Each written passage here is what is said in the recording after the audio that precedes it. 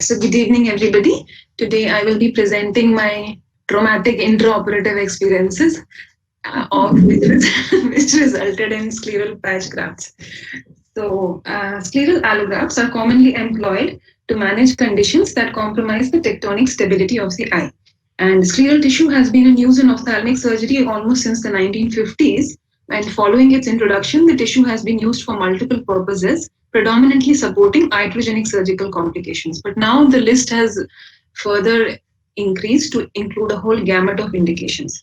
So basically, wherever support is needed for the sclera, for the tectonic integrity of the eye, wherever there is scleral thinning following all these surgeries, cataract extraction, be it extracapsular or manual small incision, pterygium excision with or without the usage of adjunctive treatments, RD surgery, glaucoma filtering surgeries, especially where intraoperative antimetabolites are used. All of these may result in scleral defects, trauma, of course, Scleral Malaysia perforans, which is associated with rheumatoid arthritis, spontaneous perforation, then underlying connective tissue disorders, which are rare etiologic or predisposing factors for scleral defects.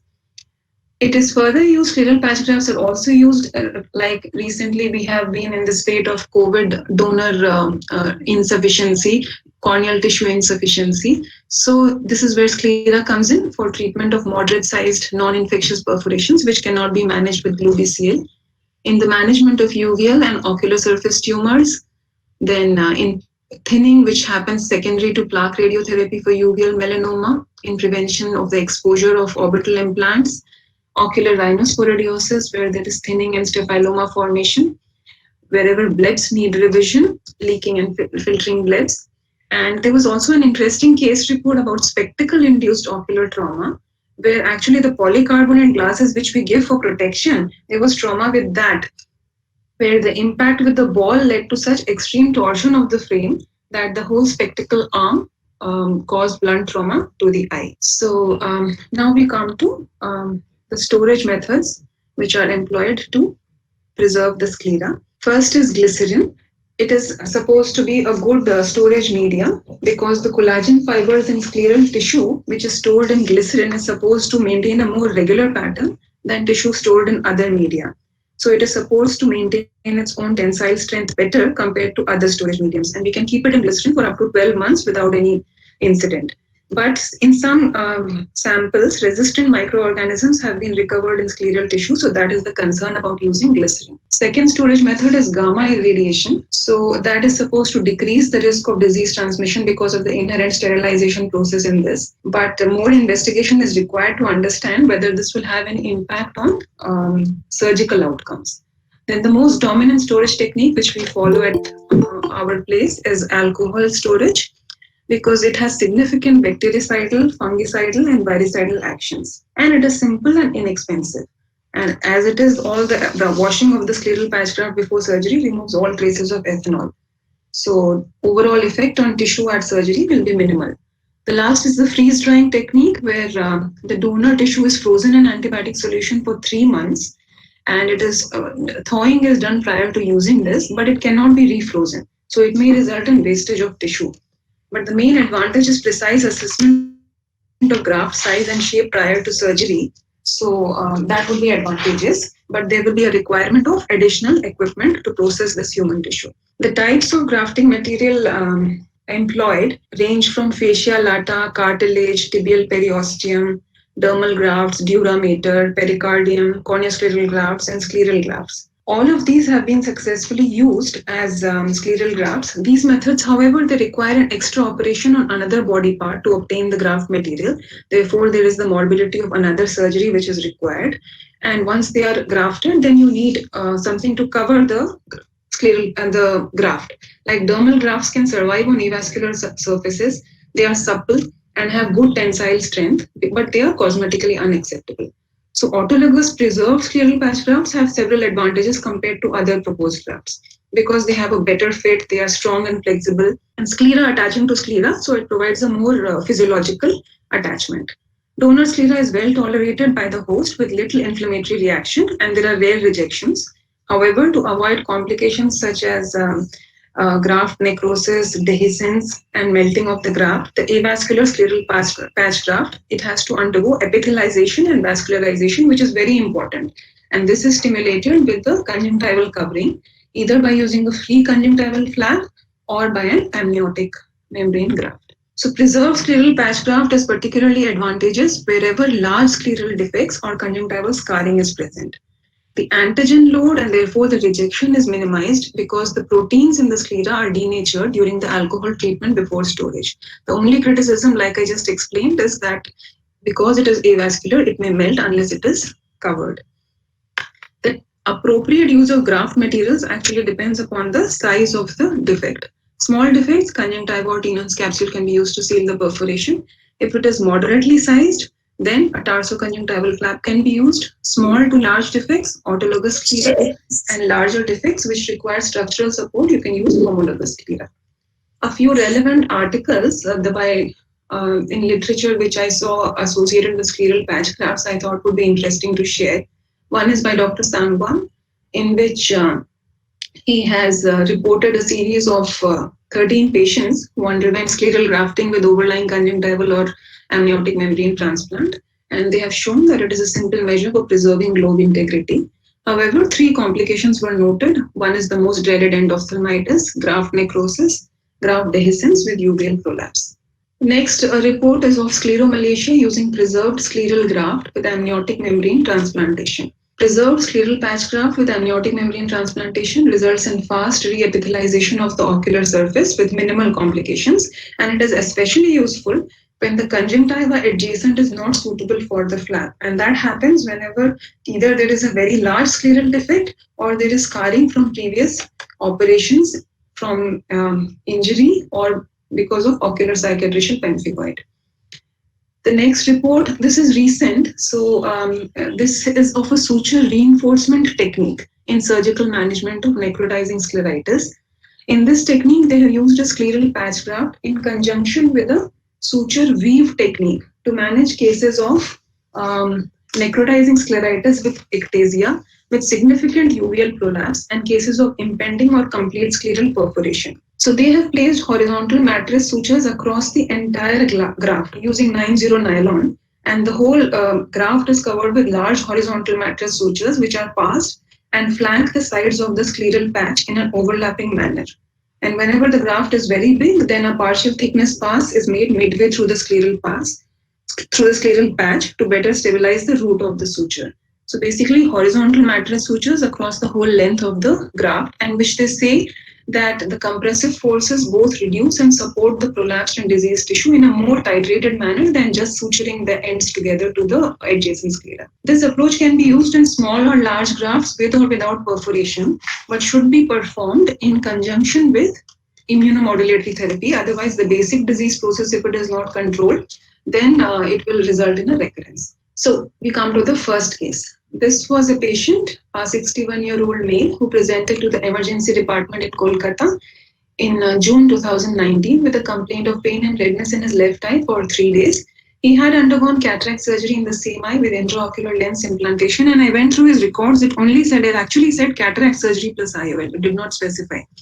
So this was done 2 months back, and his records also indicate that iris prolapse was noted after a week and nil intervention was advised. He was on tapering doses of topical steroids. Uncorrected vision was 618, improving with a cylinder of 2.25. But the problem was that the patient said, whenever I stop my topical steroids, I get this redness, pain. He became symptomatic, so he used to start using it again. That is why he presented to us. On slit lamp examination, this is how he looked.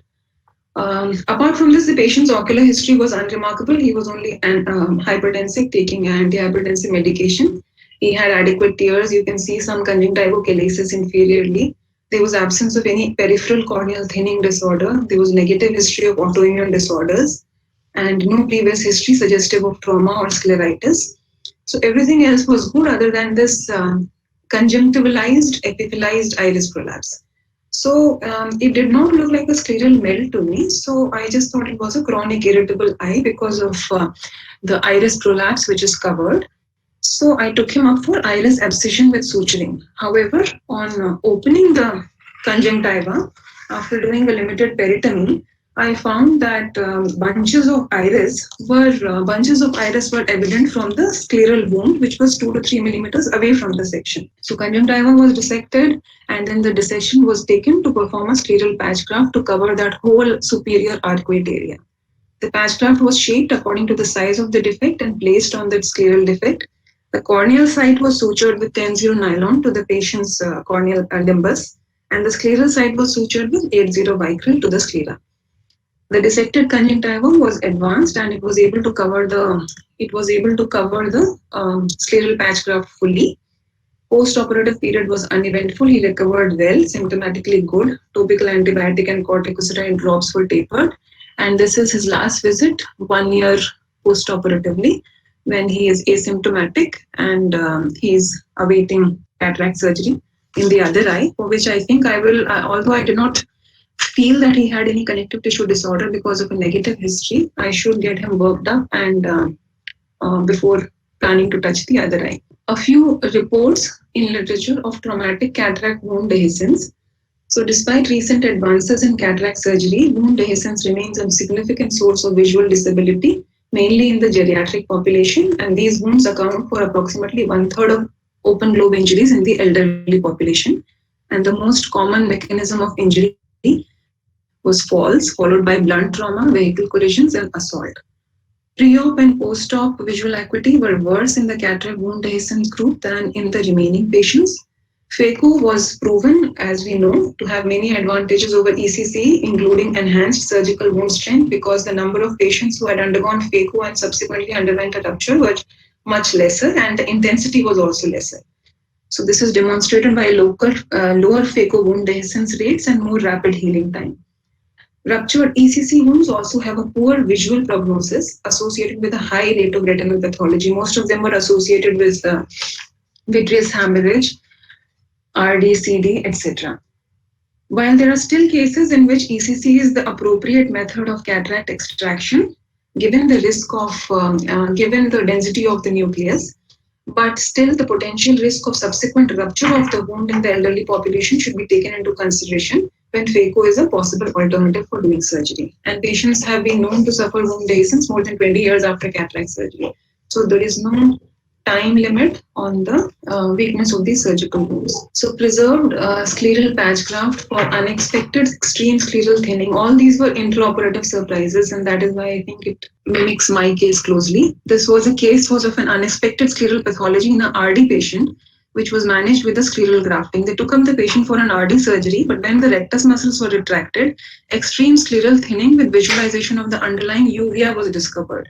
And due to a high risk for globe rupture, the scleral buckling procedure was stopped, and a conversion of the scleral buckling procedure into a scleral graft procedure proved to be safe and effective for unexpected scleral pathology. Another case report was of a patient who required closure with an autologous scleral patch graft after developing marked scleral thinning in the late stage after pars plana phacoemulsification. Now, normally what happens is that in conventional phacoemulsification procedures, the tip is cooled with an irrigation solution.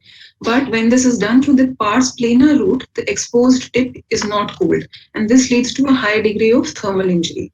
Plus, the lens particles become clogged in the tip, and the scleral wound opens and contracts markedly, and the surrounding blood vessels get disrupted. So over a period of time, the scleral wound becomes even thinner and thinner. So 8 years later, when the patient needed a centration of a dislocated IOL, the surgeon put in a trocar through the same site.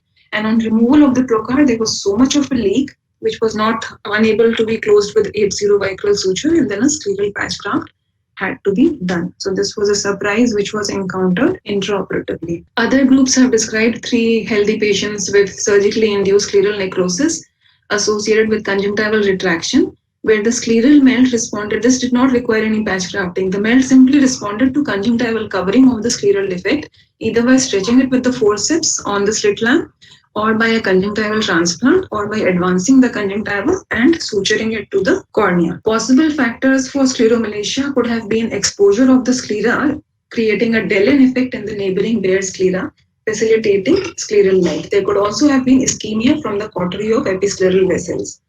Stretching the conjunctiva over the exposed sclera could reverse these above factors. Necrotizing scleritis has also been described after bare sclera excision of pterygium.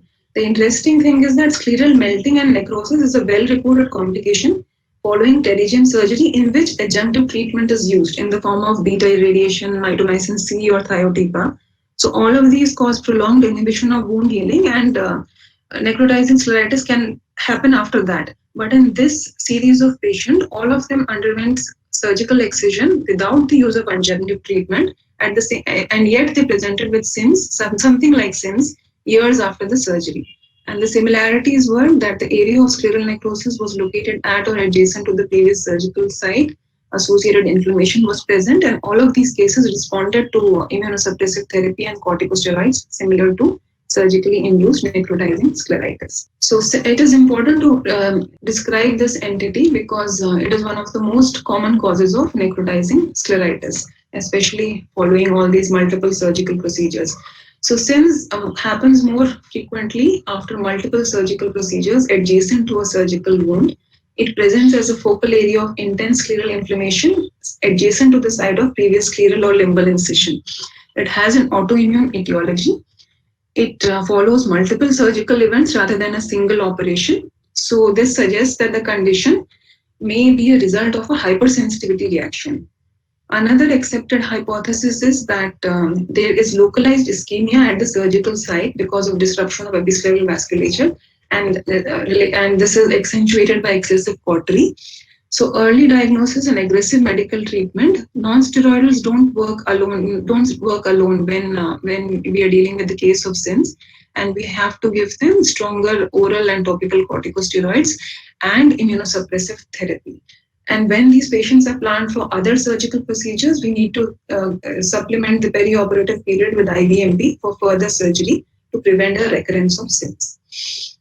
Second case, before that, the learning from this case was that before operating the other eye, it is advisable to get a dry eye workup and investigation for autoimmune vasculitis or underlying connective tissue disorder, because why did the patient have a scleral melt after an uncomplicated surgical cataract surgery? And resection of the conjunctiva should not be done in cases of non-vasculitic Scleral Malaysia. Instead, it is advised to cover the bare sclera with conjunctiva, especially in temporal cataract incisions. Now we come to the second case of a 37-year-old lady who presented with diminution of vision in the left eye 1 week following blunt trauma. She had sustained a fall. She fell on her face, and 1 week she was treated locally. Then she presented to our emergency department. Young girl, past ocular and medical history was within normal limits. On presentation, the right eye was 6/6, anterior segment within normal limits. The left eye had a vision which was reduced to counting fingers. Slit lamp examination of the left eye. The cornea was absolutely clear, compact. There was no injury to the cornea. The anterior chamber was shallow. And superiorly, there was some, as you can see from the intraoperative photograph, because nothing could be taken preoperatively. So this is an intraoperative photograph in which in the superior limbus, you can see some brown pigmentation. So this looked like a traumatic scleral dehiscence plus with an underlying iris prolapse. And she was posted for wound exploration with scleral tear repair. So the plan of action was to go ahead with the scleral tear repair. However, on doing the peritomy and achieving hemostasis, I could still see the iris prolapse, and I thought I would be able to secure the edges of the sclera. It would require a few bicral sutures and the wound would close. As soon as I removed the episclera and tenons, there was this knuckle of iris which immediately popped out, and then I could make out that this is not a plain clean-cut scleral tear. This is a scleral dehiscence, which will require a patch graft. And so the plan of action, we are fortunate to have an ever-ready supply of tissue, glue, and whatever may be required intraoperatively. So this was asked for, and the donor was cut and fitted to the wound. The edges were trimmed, and it was apposed over the tenons was apposed, and then over the bare area, the scleral patch graft was placed with fibrin glue and subsequently sutured with Vicryl on the scleral side and 10-0 nylon on the corneal side. The conjunctiva was freely mobile, this being a virgin eye, and this was advanced over the scleral patch graft and secured. So this is at the conclusion of surgery, and this is how she looked at the conclusion of surgery. So post-operative course was uneventful except for IOP spike, which was presumed to be a steroid response and inflammatory response, and this was controlled with topical anti-glaucoma medication. And at glass appointment, her best corrected visual acuity, although with a high cylinder, it had improved to 6/18. And loose suture removal was done, which I presume would have brought down some of the astigmatism. However, after that, she has been lost to follow-up and has not come to our center for the last 1.5 years. So traditionally, the associated learning with this is obviously traditionally open globe injuries are classified into type, grade, pupil zone, and poor presenting visual acuity and relative afferent pupillary defect are the most significant prognostic factors that can be detected on presentation. So whenever we see these injuries in the emergency department, so we should be alert for red flag signs such as diffuse chemosis, massive subconjunctival hemorrhage, asymmetric deepening of the anterior chamber, if there is low intraocular pressure, if there is uveal shoe like there was in my case, and hemorrhagic choroidal detachment. All of these, especially in combination, should make one think and actively search for a scleral rupture, which may be actually missed because of the intact conjunctiva or the chemosis above it, either because the trauma is very posteriorly, the scleral tear is very posteriorly, or it is located beneath the muscles. If the initial examination still fails to exclude a rupture or a hidden full thickness scleral wound, then one should go in for an exploration in the OT and be ready for a scleral patch graft. Now, the need for a standardized terminology of the eye injury types has led to the now widely accepted classification designed by the Ocular Trauma Group based on the Birmingham eye trauma terminology. This is known as the BET, Birmingham eye trauma terminology by Kuhn et al. And this is actually what is followed, and now this is the latest method of reporting all eye injuries. This has been endorsed by several organizations like the AAO, and it has become mandatory for all submissions by several journals that we follow this definition, these definitions of injury. So their contention was that the terms which are used to report injuries in papers and in the OPD, they are either themselves ambiguous or they are potentially accurate, but they are used inappropriately. Like when we say blunt injury, do we mean that the consequences of the injury are blunt, or was the inflicting object blunt? So this is where the doubt arises. So they have tried to create a system which achieves all the desired goals by clarifying the issue of reference and by providing a clear definition for each injury type. Like when they say it is a closed globe injury or an open globe injury, then you know that either there is a penetration, either there is a full thickness wound of the eyeball or there is no full thickness wound of the eyeball. Is there a lamellar laceration or is there a rupture? And laceration is defined as a full thickness wound caused by a sharp object, and rupture is defined as full thickness wound caused by a blunt object. Penetrating injury has an entrance wound, perforating injury has an entrance and exit wound. So this is the terminology which we are expected to follow related to trauma. Then the same group has come up with the ocular trauma score, which they say should be assigned to every trauma patient, and they have narrowed it down to 5 variables: initial visual acuity, rupture, end-off, perforating injury, RD, and afferent pupillary defect. And each of these variables is given a score. And the sum of these numbers relates to an ocular trauma score category, based on which the expected visual acuity is divided into 5 meaningful categories. So you have 5 OTS 1, 2, 3, 4, 5, and every category has a prognosis of how much vision can be expected post-op. So they have found that this information provided by the OTS is much more accurate than if it had been determined by the initial visual acuity alone. So it is supposed to be useful for all the treating ophthalmologist, the patient, so that he can plan his life after surgery and quality of life criteria, and also for public health professionals. So this was a case report of management of scleral thinning by taking a scleral patch graft from the same eye, an autologous scleral patch graft. When they found that the child underwent, this was a 5-year-old child who presented with a corneoscleral tear in his left eye following trauma with a knife. 1 month later, there was thinning of sclera at the sutured site. So they found that taking an autologous scleral patch graft from the same eye was more advantageous, as there was no hassle of waiting for donor tissue. They found it convenient and easy to perform. Of course, the prerequisites are that the surrounding sclera should be healthy and the area of defect should be small. If in cases like high myopes where the sclera is thin overall, there is a risk of perforation. So you cannot take the scleral patch graft from the same eye. Plus, if it is a large graft, then you may not be able to harvest it from the same eye. So this is one of the options, and this is an alternative approach. Third case, I will spare you the painful details. This was a young boy who had come to SN Chennai in 2018. There was a past history of having undergone lens aspiration with intraocular lens implantation in both the eyes elsewhere, and in the right eye he presented with a dislocated IOL. He underwent vitrectomy with IOL exchange in 2018. Following that, there were spikes of intraocular pressure, which was uncontrolled by medication. He underwent a glaucoma drainage device, an AGV implantation in 2019. Post-operatively, it was uneventful. Pressure was controlled. The vision had also improved. However, when he came for his glass appointment follow-up to Kolkata, tube exposure was noted, and this is where we come in.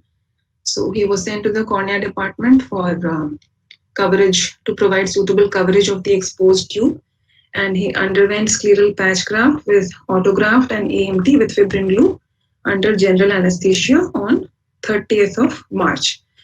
The amniotic membrane stayed only for a week, then it underwent dehiscence and the patch graft was exposed. So he underwent a repeat AMT with tarsography on the 10th of April.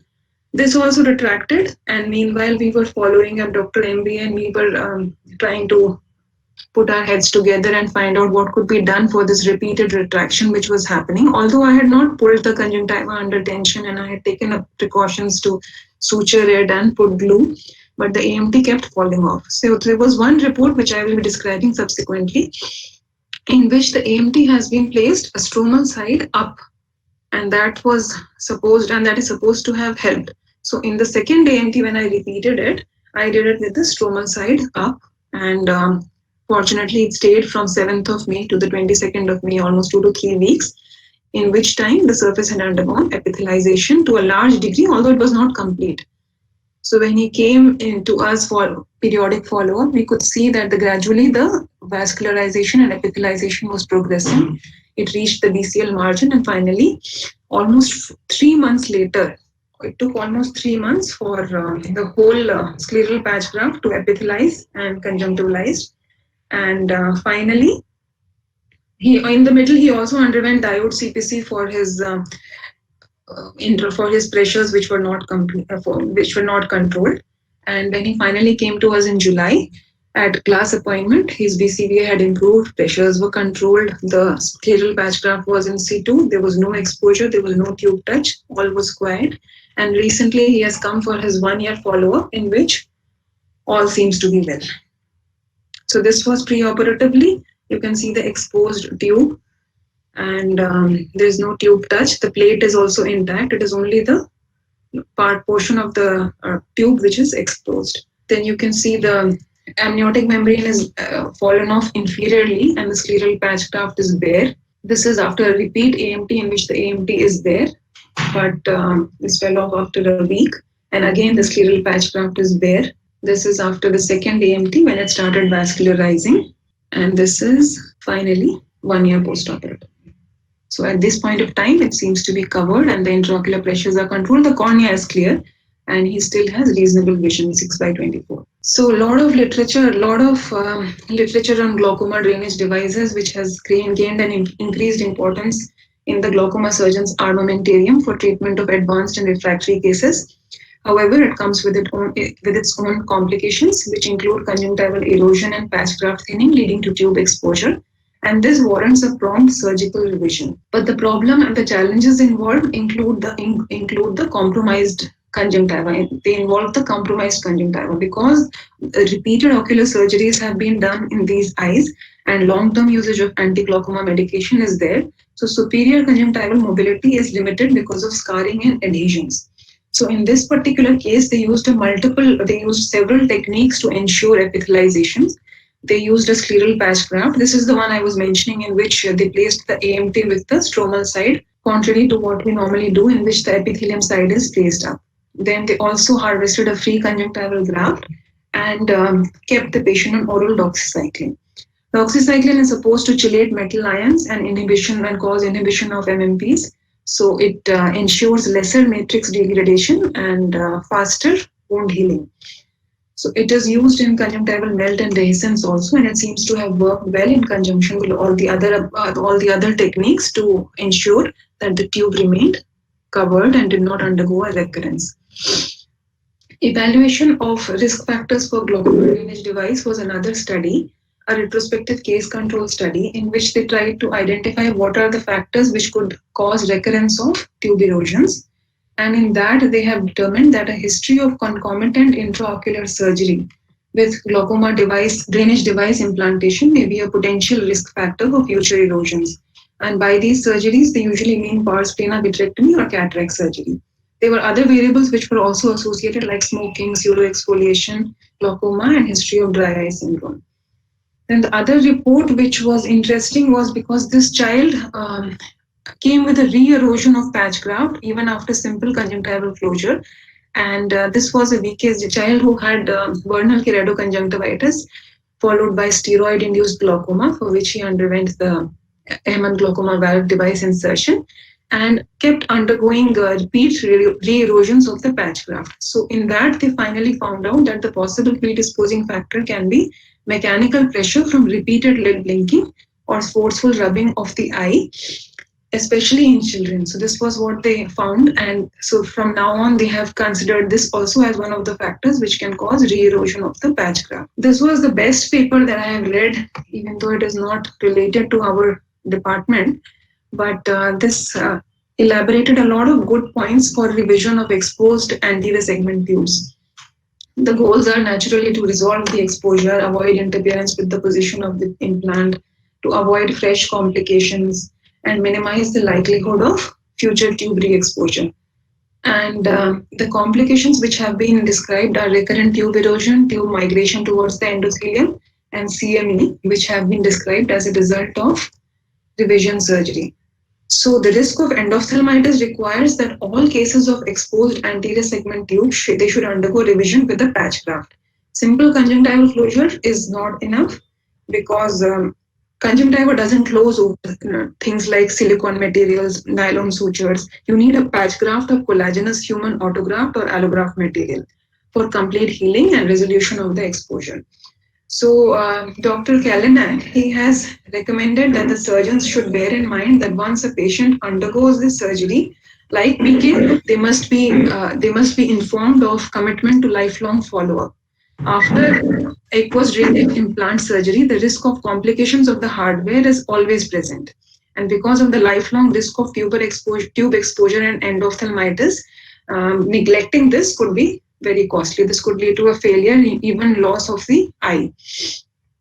With attention to these considerations and to good intraoperative technique, one can achieve good tissue coverage of the tube while maintaining its drainage function. And this is the technique which we followed to achieve the final amniotic membrane application, after which it did not undergo disintegration. So this paper has described, this was in BJO, a novel use of amniotic membrane in the management of tube exposure. So they have described a series of 3 cases that underwent drainage tube shunt surgery with Ahmed valve for glaucoma. All 3 patients developed exposure of the tube secondary to necrosis of the overlying patch graft and conjunctiva. So an initial attempt was made to repair the conjunctiva by direct closure. However, the recurrence kept happening. And finally, the repair was carried out with a double layer of amniotic membrane. In this, they say that the inner one acts as a graft and the outer one acts as a patch. So 2 pieces of amniotic membrane actually sandwich the conjunctival edges of the defect. So finally, what it looks like is tube. Over the tube, there is a scleral patch graft. Then there is a amniotic membrane, which is sutured with epithelial side up, like we normally do. Epithelial side up, stromal side down. This is supposed to provide a substrate for epithelial migration from the conjunctiva and closure of the defect. Then you have the edges of the conjunctiva, And over this, you have the second amniotic membrane, which is placed with the stromal side up. So the underlying amniotic graft becomes incorporated in the conjunctiva, while the overlying amniotic patch provides protection for the underlying process, and this falls off after several weeks. So the upper one falls off and the lower one gets integrated. So this was interesting and it did seem to work. The last and the most... Ma'am, in between. Shrita? Yeah, ma'am. Yeah, please. I was looking forward to your input. Sorry. We had some major electricity problem in my house, so I just connected. Ma'am, last time that you spoke about, where they have used two amniotics. So, like as far as we understand, ma'am, the main issue with a scleral patch graft is that if we leave it avascular without any vascular pedicle, it melts.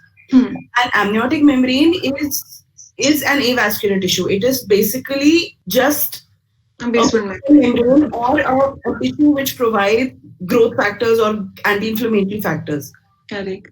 So, my thing is, until unless we pull the conjunctiva enough, I understand probably in that earlier case that report published, probably they didn't have so much of redundant conjunctiva. Correct. Pull over or to get something to give a vascular coverage to it. But I really don't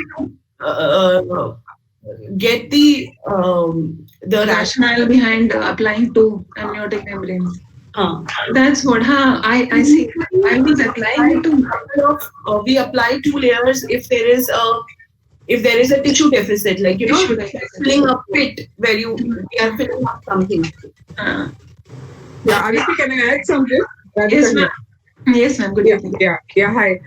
Couple of small things I would like to add. Okay, I am not totally with the concept that is outlined by this paper that you can never use free conjunctiva. You have to always use a patch graft for tube exposure, because physiologically, if you see, when you do a tube shunt, the bleb forms under the conjunctival layers. It's not under the sclera. If you do a tube shunt when the tube is not exposed, there is no sclera overlying the tube.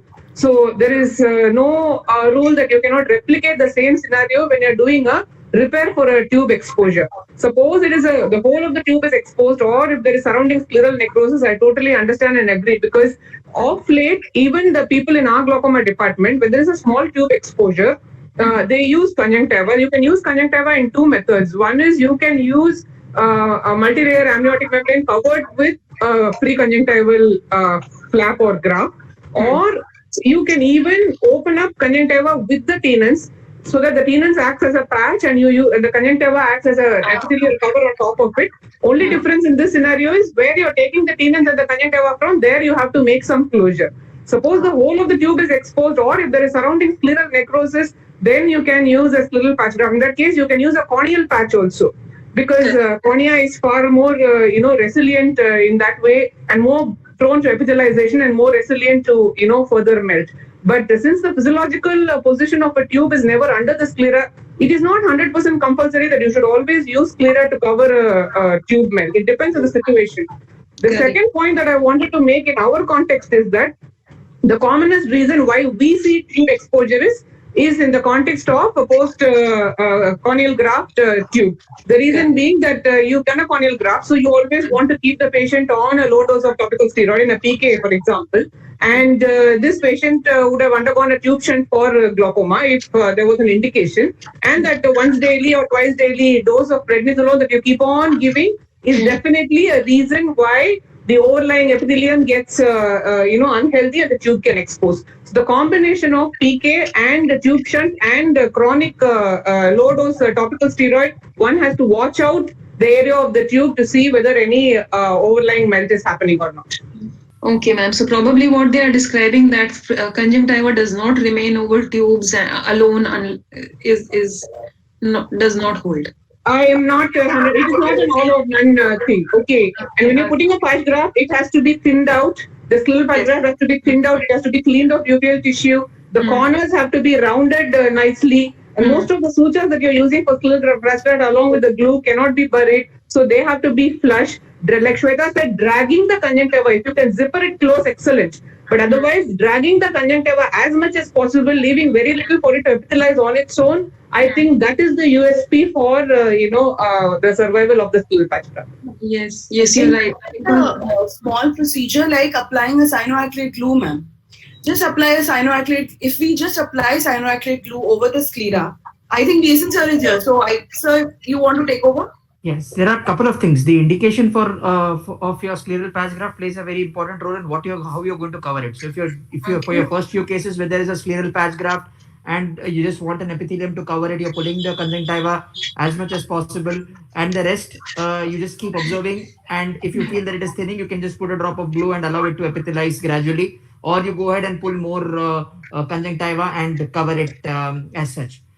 But when you're talking in context of a tube exposure in AGV, the concept is different. There, the problem is not just the fact that there is nothing over the tube. The problem is the conjunctiva is already stretched. Where does the tube exposure happen? Is basically because the length of the tube is long and most of the time tube exposures happen when you have your tube in the anterior chamber, not when you have a pars plana tube. The number of tube exposure is basically because of the length of the tube, the orientation of the tube, the friction between the lid and the limbus aggravating the situation. Now, whether a steroid in a PK patient would cause a furtherment, yes, there is a possibility, but you do get erosions even in patients who are regular glaucoma patients who are not on steroids from a transplant point of view.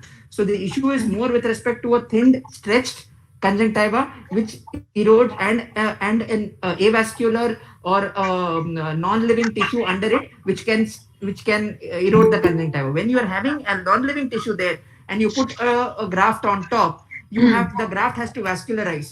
So if you're doing a free graft, the graft has to be reasonably large enough to grow across the tube to sit on the normal episcleral bed for it to get its vasculature. The tendency is your tube exposure is very small and you put a small graft there, it doesn't get its vasculature and it necroses off, and you again end up having a recurrence of the tube exposure. So you need a slightly larger tissue. Again, you can put conjunctiva, you can put sclera or cornea, and you can then cover it with a free graft. But all the three layers, whether it is sclera, whether it is conjunctiva, need to be slightly larger and need to be anchored to the episclera where it is supposed to get its vasculature from. And in spite of all this, out of say 50 tube exposures, 25 will recur.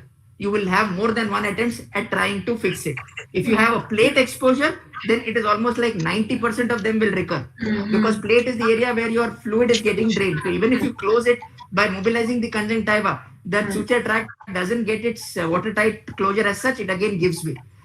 Tube exposure is still easier. A plate exposure is very difficult to manage. And most times they would end up actually having to remove the tube and put the tube at a different location. Okay.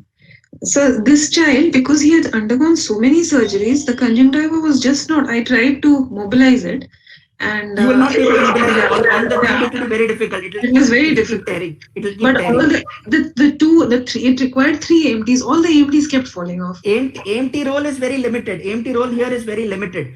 The AMT will help epithelize the underlying conjunctiva.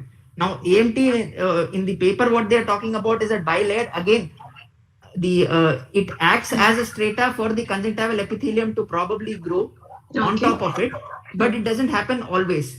So the stroma down doesn't need you basically need a epithelialized tissue. If you can have a flap of tissue in terms of conjunctiva with like a sliding flap with its vasculature intact, it will probably be better, or a free graft. But all these 50% of the times it will recur. You might actually have to go ahead, remove the tube, put it through a different orientation, and then mobilize. See, the problem is that area there's short conjunctiva. So if you can lift do a peritomy completely and take a separate entry point of the tube itself and then cover the tube through with the conjunctiva, will probably work. That is what sometimes they do when they have multiple attempts at trying to fix the tube. But when you have generally more than 3 attempts, 90% of the times that tube will have to actually go off, and they will have to consider other measures for control of glaucoma.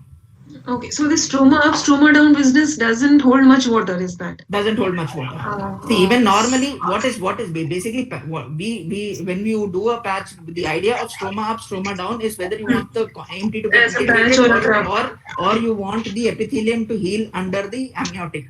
So when Okay. you're putting the epithelium side down, that is the non-sticky side down, you are presuming that the underlying epithelium of the cornea or the conjunctiva will heal under it, and you have all the mediators which are there on the basement membrane of the amniotic epithelium, which will facilitate the underlying corneal epithelium to heal. When you are putting the stromal side down, which is what we generally do most of the times, Correct. you are assuming that it will get integrated, but it doesn't always get integrated. And this was the initial concept of having a patch versus a graft as far as an amniotic is concerned. But by and large, because the mediators are present throughout the entire amniotic to a large extent, and in any case, the amniotic disintegrates over the next couple of days. So for a routine patient, like for a post-PK patient, whether you do a sticky side up or a sticky side down doesn't make a huge difference. But if you are going to be doing it, say for a slit or something where you definitely want the epithelium to grow on top of the amniotic, you will want the stromal side down and stick the slit bits on the deepithelialized epithelial side. And Aditi, I have, this may not be a very classical way of doing things, but I have done a couple of patients for small tube exposure, taking conjunctiva along with the tenons to give the support and conjunctiva for epithelialization, only to make sure that it's not taken on the muscle. And the area where that is taken from, since the episclera will be bare, that can be covered with the amniotic membrane. It's not a classical way of doing things, but for two small tube exposures, I've gotten away with this. Oh, okay. Unless the whole extent is exposed. We do have a publication on tube exposure by Dr. Nikhil, where I did the tube exposure management for him. It's in IGO, where we described the technique of doing it and the rationale of taking a bit of sclera and how we have addressed the issue. That patient had, I think, 2 repairs first before he was referred across to me, and then we managed it. That's been published way back in 2007 or 8 in IGO. With Dr. A.V. and with Dr. Nikhil. Nikhil, yeah, okay. So in such cases, if we are not getting anything, even putting cyanoacrylate glue might help. So, right? Like over the no, so the thing is, cyanoacrylate glue might help temporarily for the epithelium to grow, but the epithelium cannot grow over it is an avascular. It's like a capro optic or a tube optic. There's nothing for the epithelium to grow. You do have occasionally epithelium growing on top of the optic of a capro also, but that's not the norm. That's an aberration as such. So you need some stroma for the epithelium to grow. The cyanoacrylate glue is going to stick there. It's going to keep jutting out. But how long are you going to keep the cyanoacrylate glue there? Because you will need a contact lens. Again, one of the reasons for the tube exposure is actually the use of a contact lens. So if you look at our capro patients, the tube exposure exactly is at the site of your BCL, which stays there at the 16 mm BCL. You will actually see the tube exposures because of the constant contact of the contact lens with the conjunctiva and the lifted up conjunctiva there because of the presence of the tube. So wherever you have a surface irregularity is the area where it will give way. Yeah, I mean it's stretched. That tissue is stretched. It is not in contact with the underlying vascular bed. It's lifted up.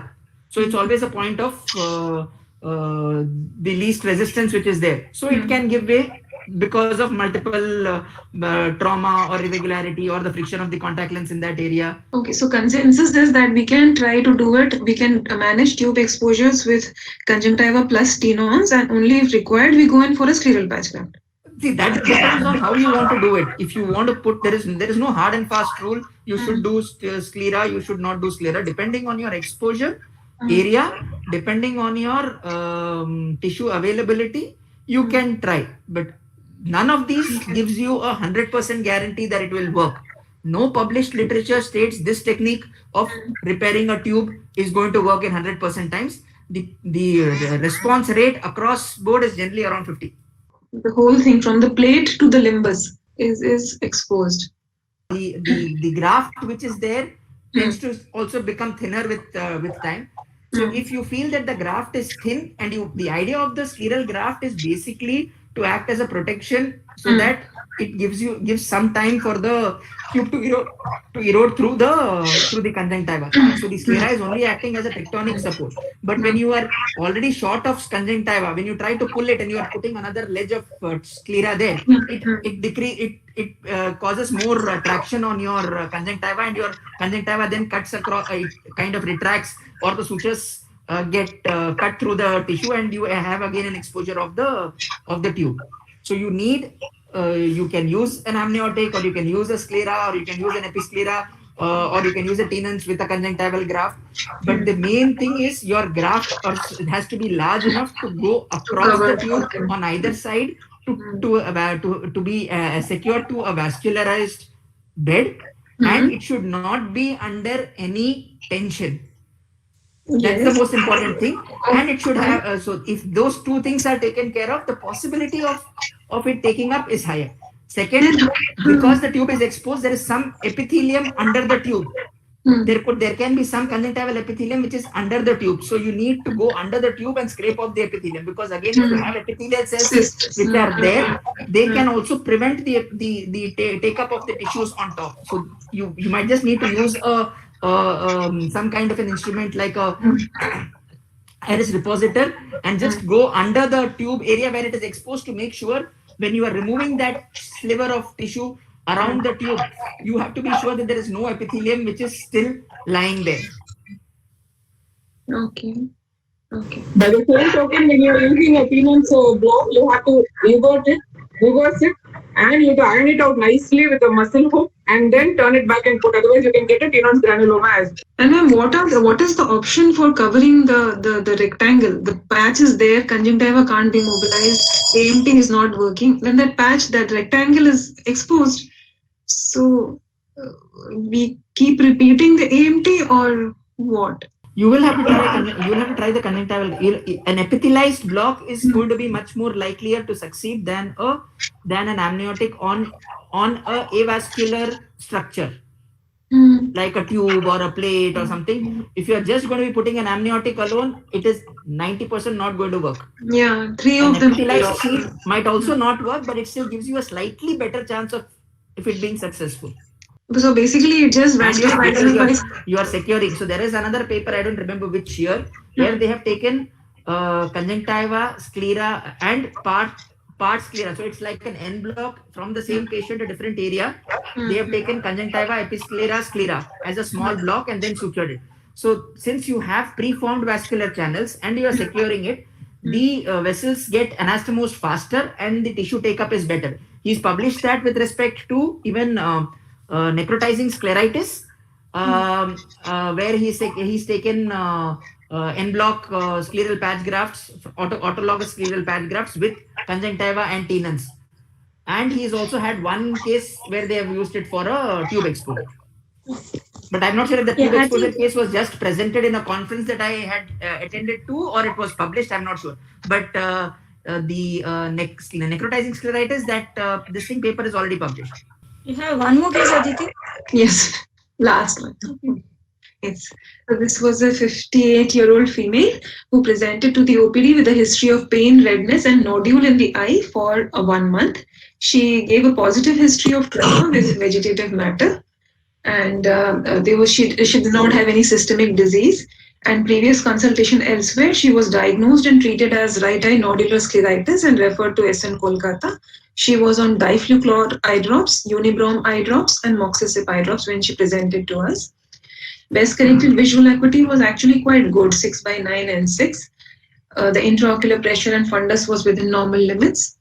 And on slit lamp examination, the right eye showed sectoral conjunctival hyperemia with multifocal pus-pointing scleral nodules. Picture, but there were around 3 nodules which had some scleral conjunctival ulceration with pus pointing, and there was frank pus discharging from the lesions. I thought of it as an infectious anterior scleritis because as soon as I see a scleral nodule, I try to determine whether it is immune mediated or infectious. This looked infectious, and there was no associated evidence of uveitis, endophthalmitis, anything. Systemic investigations were asked for, and just to rule out if any underlying vasculitis event was there. And the right eye underwent scraping and microbiology of the pus, which was expressed, including as AFP stain PCR cultures. Slit lamp photo was taken, empirical treatment was started, and she was referred to the UVA department for an opinion. There, they confirmed the suspicion that it looked infectious. She came back to us, but the smears were negative. There was no bacteria, fungus, or AFP seen. Syringing was patent. There was no sac infection. So the pus was expressed out, and I also did subconjunctival irrigation of the surface with some amphotericin under topical anesthesia, and I instilled betadine in the eye. The PCR was negative for panfungal and MTB. Eubacterial genome was positive. So pus was expressed on every visit. Some kind of debridement was done, and she was irrigated with 0.5 ml fortified amikacin under aseptic precautions. I also added topical fortified amikacin 2 hourly instead of tobramycin. Symptomatically, she was better, and UBM was planned for her, but because in her records it was not done, so either some financial constraints or money or the machine was not working. However, she underwent ASOCT, which was not very definitive, and scleral biopsy was advised to her. She left and was lost to follow up for 2 weeks, in which period of time she also stopped the medications. She left to consider surgical decision, and when she presented 2 weeks later, it was with this kind of fleshy, and there was also a new site of pus point superiorly, which was cleaned and debrided. However, at this time, the pain was mild, CR, and she had come back with the investigations, CRP, RE factor, ANA, TPHA, all were within normal limits. The ASOCT showed that the depth of the lesion was 497 microns and the total scleral depth was 710, and there was no evidence of intrascleral extension. That is what it said. So because of the new area of pus pointing and because I did not have a definitive diagnosis, I went ahead with a scleral biopsy.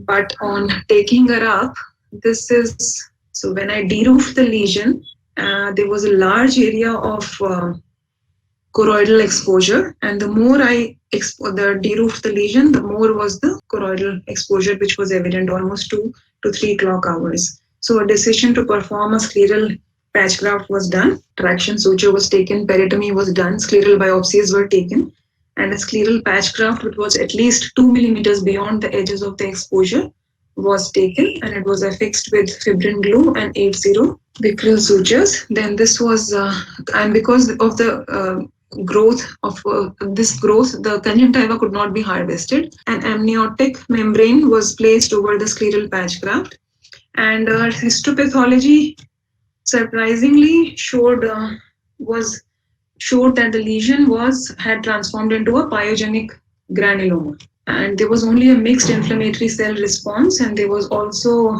focal fibroblast proliferation. There were no caseating granules or any evidence which would suggest tubercular etiology, and the GMS was negative, fungus was negative.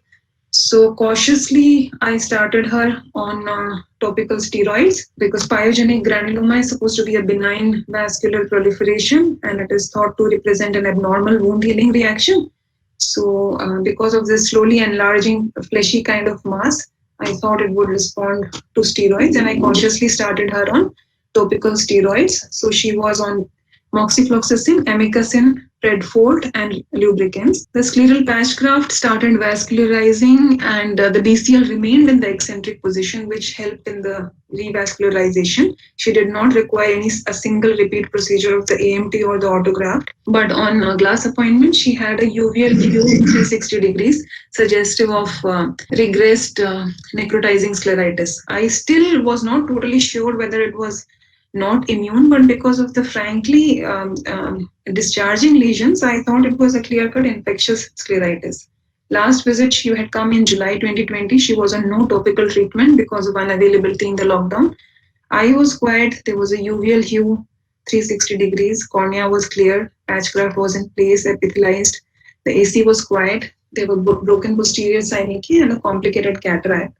So all was quiet, but frankly, there was no diagnosis to confirm the etiology of the lesion. So relevant literature regarding scleritis has shown that the most common organism reported in Western literature is Pseudomonas, although the Indian study from L.V. Prasad has shown that in India, fungi and nocardia were the most common etiological agents, and the clinical outcomes were poorer. And they have shown that there is a high rate of spores in our environment because of the hot and humid climate. So fungus is more common than Pseudomonas, although Pseudomonas is also one of the etiological reasons. Then this was an interesting report about a subpalpebral lavage technique in which through a butterfly catheter they have threaded a tube in the fornix and they have given continuous irrigation of the eye with antibiotic treatment. So they have their contention is that it provides continuous irrigation and may be effective in the treatment of infectious scleritis of a variety of etiologies. Plus, it also removes the necrotic debris from the surface. So, the latest paper in the IGO from Dr. Somshila Murthy has given a nice table in differentiating infectious from non-infectious entities, and she describes them under the various headings of etiology. If the etiology of infectious would mostly be from direct invasion of organisms, and it's likely to be post-surgical, post-traumatic after cataract surgery or pterygium surgery, or it has spread in from the contiguous structures. Non-infectious, on the other hand, is mostly associated with connective tissue disorders and systemic vasculitis. The key clinical features in the infectious one would be visible pus points or scleral abscesses, conjunctival ulceration, and purulent exudates, plus an associated erratic precipitates. The non-infectious one is not associated with pus or abscesses. There is only scleral edema and congestion of the deep episcleral vessels. Investigations in the infectious scleritis would require culture, staining, and a tissue biopsy, a MAN2 test. And a tissue biopsy is contraindicated in the non-infectious kind. This would require blood workup in the form of anti-ANA, anti-nuclear antibody, ANCA, and RA factor. And whereas the treatment is concerned, as far as the treatment is concerned, antimicrobial treatment works for infectious scleritis. The role of steroids is controversial. Whereas for non-infectious scleritis, this is the way to go, and topical and systemic corticosteroids along with immunosuppressive agents are recommended. So this paper, it also gives a flow chart regarding the management of scleritis, whether infectious or immune. So because these two conditions closely mimic each other and a thorough knowledge of the subtle differences is necessary, so we need to reach a timely diagnosis. Diagnostic delay can lead to a poor outcome because the destruction also proceeds because of the primary disease process, and also we use corticosteroids in the immune type, which may have been started for the immune-mediated etiology, but for infection they are contraindicated. So therein lies the importance in differentiating between the two processes. So the learnings from these 4 cases were Aditi? Yes. Yeah, under the infectious category, apart from the organisms that you mentioned, Acanthamoeba, herpetic, and rhinosporidiosis are also entities to consider. And I would not categorically agree that for infectious scleritis you cannot use steroids, because part of the disease, especially in Acanthamoeba like organisms, is because of the immune reaction. So under good antimicrobial cover, once the pus is a little bit under control, at least for Acanthamoeba scleritis, it has been described that under the cover of antimicrobial, you have to give a steroid as well. I don't think it's so categorical. And these are the 3 organisms that can also cause besides the ones that you have mentioned: Acanthamoeba, herpetic, and rhinosporidiosis. Yes, in fact, Hi, Aditi. yes, Aditi, yes. Yeah, I just wanted to add exactly what Dr. Enna said, that steroids are actually contraindicated in fungal nocardia and atypical micro. So if it is herpetic, you have to give under antiviral cover. Even in bacterial, once you feel the Pseudomonas, we have given adequate. For the inflammatory part, you need to add steroids because it's a combination of both infection and inflammation. So once you control your infection over 2-3 weeks, we need to add. Until the time we don't, we can give actually indomethacin, which is quite helpful, especially if we have a fungal scleritis and it's pretty painful for the patient. So Indocap for initial 2 weeks in all scleritis will help. It's just contraindicated in these 3. But other conditions, once we are comfortable with the antimicrobial. Can you repeat the 3? Fungal nocardia, what was the third one? I did not get it. Atypical mycobacteria. atypical mycobacteria. These are strict contraindications where we don't use steroids. See, the other point, Aditi, I would like to make is I think when you don't have a systemic component to it, like say you don't have a systemic collagen vascular disorder, but you are suspecting a scleritis, which is non-infectious, and the patient is on steroids, it's very important that you follow the patient very closely, because what may look like a non-infectious scleritis can actually be an early sign of a infectious scleritis. So you have to really follow the patient closely for any evidence of pus points, because the treatment, like you rightly said, can be totally counterproductive. So we did have a patient recently, which I'm treating now, who had a vague history of pus scleritis, systemically was negative, had a surgery done, vitrectomy done, presented with severe pain. It was treated as scleritis, and then it was referred to me. Although initially it did look like scleritis, for every visit that the UVR consultant was seeing, I asked them to review with me again. And then after 1 week or 2 weeks, I just see some pus point with express and its own bacteria. So it's very important that you be 100% sure of your diagnosis and follow these patients for any evidence of infection, because like we discussed, the role of systemic steroids can be counterproductive, topical steroids variable, but once after you control the infection. So look for these evidence of pus points. And I think the other thing is the multifocality. Multinodular appearances are more in favor of an infectious etiology, I would say, as compared to the regular sclerosis, where it just appears as a localized area of elevation. And like she said, rhinosclerosis is very important, because you have to look for these granules of rhinoscleria, because they can cause localized collagenolisis, and then you can have areas of staphyloма, where you have to excise the conjunctiva completely, including the area of visible granules that you see, and take care of the scleral ectasia as well. The last point I would like to make is, I think as part of surgery, before you evaluate any patient, I think broadly remember, are you dealing with infection? Are you dealing with inflammation? Or is it a secondary to either of the two conditions? And when you're evaluating, I would suggest do an external exam, because that can be telltale signs of past scleritis that you will miss by cursory examination of the slit lamp. Number one, systemic evaluation as and when necessary, because we need to know whether we are dealing with an immune disease or non-immune condition. Third important thing, as a part of surgery, many steps have been covered. But the important thing will be that you expose, once the disease is quiet and you're dealing with when you're taking up the patient for surgery, you assess the staphyloма well, expose the area adequately. For large staphylomas, sometimes you may want to consider paracentesis, because that helps to flatten the staphyloma. You can also consider doing cautery to the scleral fibers, because that will provide a certain amount of shrinkage to the fibers and help you to make it little flatter. Again, for larger staphylomas, I think if you're putting a scleral patch graft, it may be wiser to take sutures than consider fibrin glue. Even if you think the sclera is well secured over the area of staphylomas and flattened, sometimes in larger staphylomas, you get a reasonable amount of flattening by putting the patch graft and taking sutures. Radhika said you can leave it unexposed sometimes, that's your call. But like you rightly said, the most important thing is to cover the avascular sclera with a vascular radical, whichever way you want it to be, and put a lot of lubricant so that the graft does not necrose. That's the most important. For the sake of the fellows, I just wanted to reiterate one very important point that you said in the fasting while doing the surgery, that a large universal light speculum and the use of traction sutures. Because if you just put a white speculum or take a simple bridal suture, you will never be able to access the area of interest. So two nice traction sutures at the limbus will help you rotate the globe in all the four quadrants to expose the area of interest. I think you had shown it beautifully in one of the surgical pictures.